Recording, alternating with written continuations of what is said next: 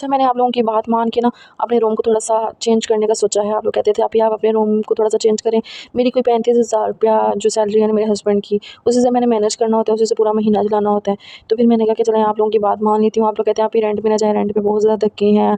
आप ऐसा करें कि आप अपने घर को थोड़ा-सा चेंज कर लें। तो मैंने ना 1 लाख रुपए की बात की थी अपने हस्बैंड से, तो मैंने कहा आप ना कोशिश करें कि 1 लाख रुपए किसी तरीके से मैनेज कर लें। अगर मिलता है तो हम लोग जो है ना अपना रूम थोड़ा-सा ठीक करवा लेते हैं। क्योंकि मेरा रूम जो है ना बहुत ज़्यादा ख़राब हो रहा है, कोई समझ नहीं आ रही। उसकी सीलिंग बहुत ज़्यादा गिर रही है और बहुत ज़्यादा जो है ना ऐसे पैसे ज़ाया हो रहे थे।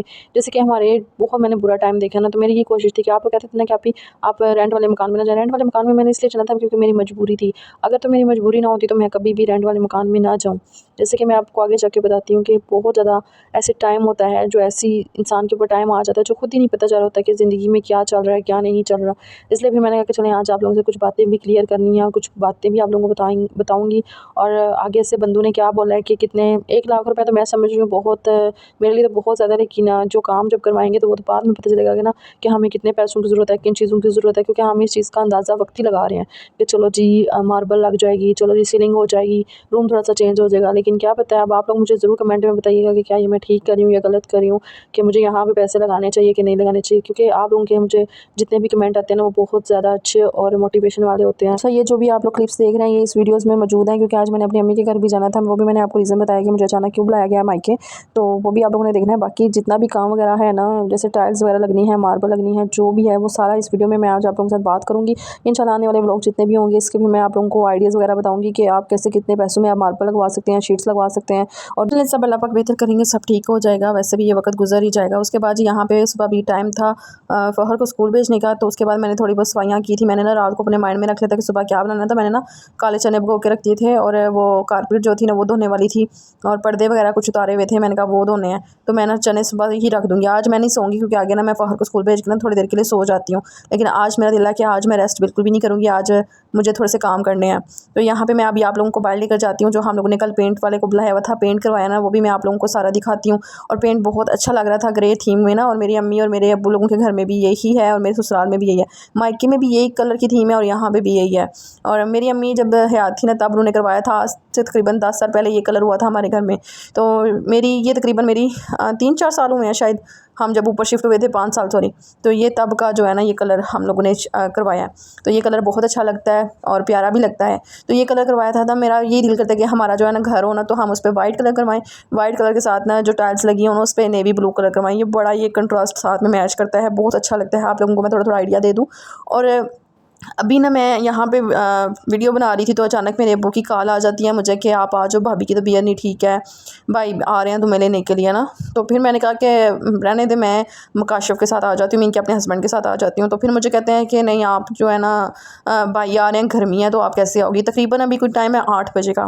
कहते हैं आ जाओ, क्योंकि 2 दिन से उसकी तबीयत नहीं ठीक है, तो कोशिश करो कि आज आ जाओ। मैंने कहा चलो ठीक है मैं आ जाती हूँ, क्योंकि यार अपनी भी तबीयत नहीं थी ठीक, फिर मैं मना तो नहीं थी कर सकती कि भाभी की तबीयत ख़राब है। भाभी को ना आजकल वैसे ही स्टमक में बहुत ज़्यादा पेन है और किडनी में भी पेन है, तो वो फिर चेकअप करवा रही हैं साथ साथ, तो इसी वजह से ना फिर मैंने कहा कि चलें यहाँ चलते हैं। यार उनके भी माशाल्लाह से 5 बच्चे हैं, और ये नहीं कि प्रेगनेंसी वगैरह नहीं, ऐसी कोई बात नहीं है। उनके भी 5 बच्चे हैं, दूसरी भाभी के भी 5 बच्चे हैं, तो फिर वो दोनों मिल के कर लें तो वो ठीक रहता है। लेकिन वो कितना बंदा कितनी देर कर सकता है। तो दूसरी भाभी साथ ही रहती हैं, वो भी उनके बच्चों को नाश्ता वगैरह बना के देनी है, खाना वगैरह। लेकिन अभी वो भी कह रही थी कि आप ही आ जाती। तो फिर मैंने कहा कि मेरी अपनी तबीयत नहीं थी ठीक है। तो उसके बाद जी फिर मैंने अपने हस्बैंड को बोला ठीक है आप ऐसा करें, कोशिश करते हैं कि आप मुझे ना वहाँ पे उतार दें।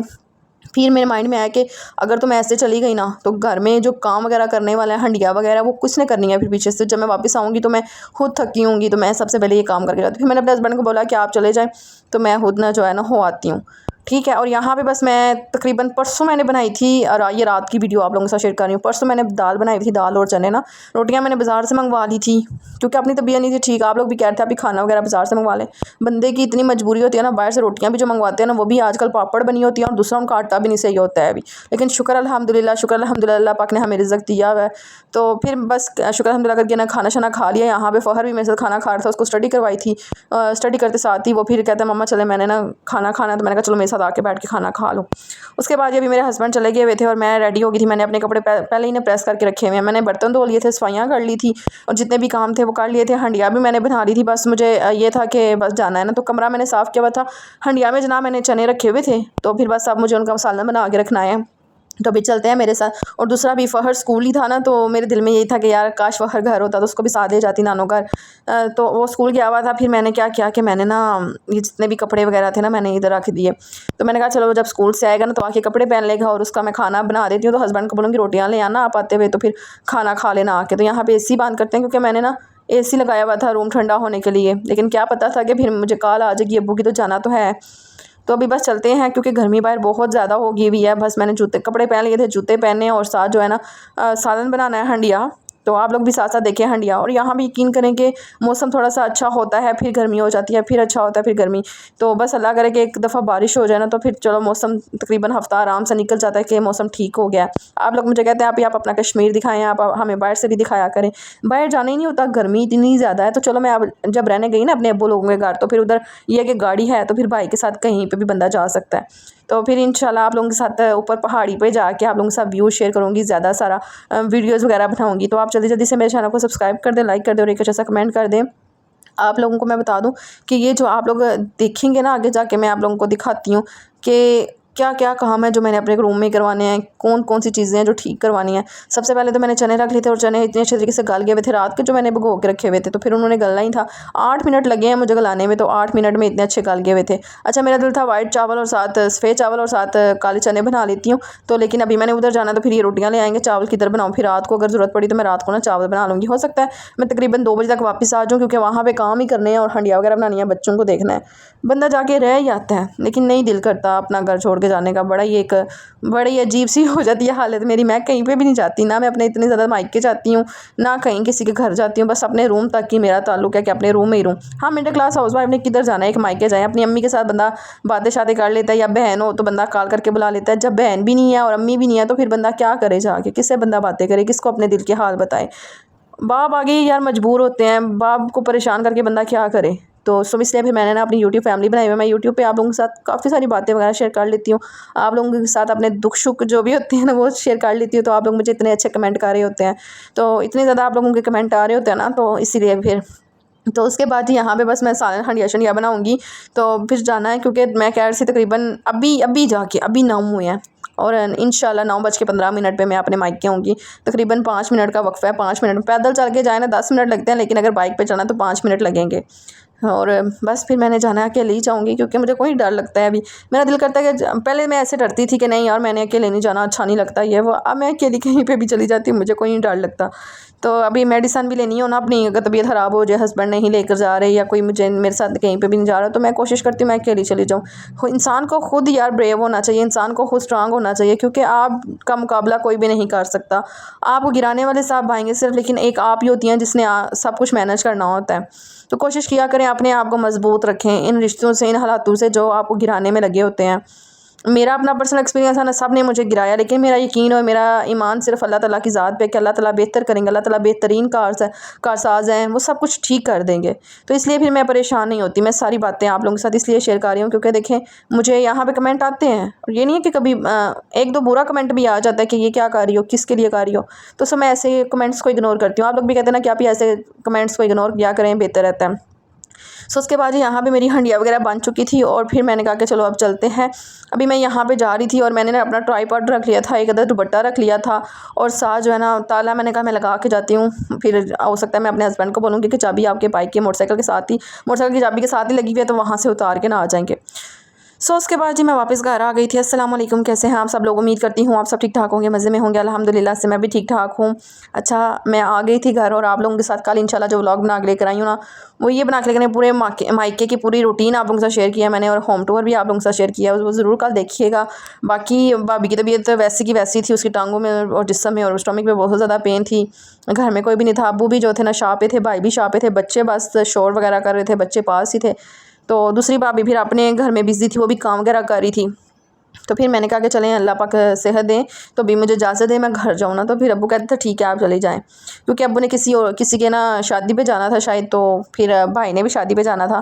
तो मैंने कहा फिर पापा चले जाएँ तो आप भाई ना जाएँ, आप भाभी के पास रहें। मैंने भिंडियाँ बनाई थी और साथ जो थोड़े बहुत काम थे वो कर लिए थे। कल वाले व्लॉग में आप लोग ज़रूर देखेंगे कल वाले व्लॉग में मैंने क्या क्या शेयर किया, क्योंकि मैंने कहा कि चलें यहाँ पे ना मैं आप लोगों के साथ शेयर करती हूँ और व्लॉग काफ़ी लंबा हो जाएगा, तो चलें आप लोगों के साथ कुछ बातें वगैरह भी करती हूँ।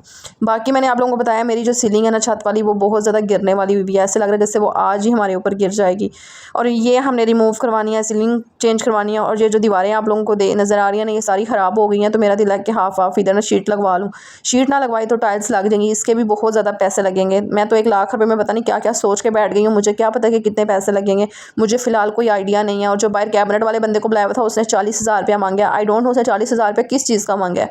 तो मुझे पहले ये लगता था हो सकता है 10-15 हज़ार रुपये में हमारे कैबिनेट बन जाए, लेकिन यकीन करें जब उसने बोला ना 40,000 रुपया लगेगा तो मैं तो उधर ही चुप कर गई। मैंने कहा अगर 40,000 रुपया खाली कैबिनेट में लगाना है तो क्या बंदा ऐसे छोटे से किचन का करे। तो फिर यही है कि मैं फिर अपने पहले रूम को ठीक करवा लूँगी, ठीक है। और रूम में जितनी भी ऊपर छत जो हमारे लिए खतरनाक है, जो गिरने वाला हुआ है हमारे सर पे, तो वो उसको ठीक करवाते हैं, अच्छी सी सीलिंग करवाते हैं और साथ हो सकता है शीट लगवा लूँ। बाकी ये जो फ़र्श आप लोगों को नज़र आता है तो इसमें मेरा दिल है कि वो फ़र्श पे ना आप लोगों ने मेरा आगे जो पीछे व्लॉग देखा है ना उस पर फ़र्श बहुत ज़्यादा गंदा नज़र आ रहा है, तो मेरा दिल है कि मैं मार्बल लगवा लूँ। मार्बल पे के पता नहीं कितने पैसे हैं, कोई आइडिया नहीं, अभी बात करेंगे तो पता चलेगा। बाकी बंदों को बुलाएंगे, वो बात करेंगे, आके दिखाएं देखेंगे कि क्या करना है तो क्या नहीं। बाकी वाशरूम में जो टाइल्स लगी हुई हैं कसम से मुझे बिल्कुल भी पसंद नहीं है टाइल्स। मार्बल ठीक रहती है, बंदा धो तो लेता है झाड़ू लगा के, लेकिन टाइल्स बहुत जल्दी गंदी हो जाती हैं, छोटे छोटे पाँव के निशान लग जाते हैं। दुआ में याद रखिएगा, इंशाल्लाह मिलेंगे अच्छी सी वीडियो के साथ। उम्मीद करूँगी कि आपको आज का ब्लॉग पसंद आया, तो प्लीज़ मैं पसंद आया तो मेरे चैनल को सब्सक्राइब करें, लाइक करें, अच्छा सा कमेंट करें। और आप लोग मुझे कहते हैं ना कि आप किस वीडियो से थंबनेल बनाती हैं, किस वीडियो से एडिट करती हैं, तो मैं इंशाल्लाह ये डिटेल वीडियो आप लोगों को लेकर आऊँगी। अगर आपको चाहिए तो आप मुझे कमेंट में ज़रूर बताइएगा। बाकी सिंपल आप लोग कहते हैं ना कि आप थंबनेल कैसे बनाती हैं, तो उसकी वीडियोज़ मैं अलग से अपलोड करूँगी, क्योंकि ये जो मेरा थंबनेल था ना ये दूसरा था, इसलिए फिर मैंने कहा कि इंशाल्लाह जो वीडियो आएगी ना वो 1-2 दिन तक अपलोड करूँगी आपके साथ। खुदा हाफिज़, मुझे दुआओं में याद रखिएगा।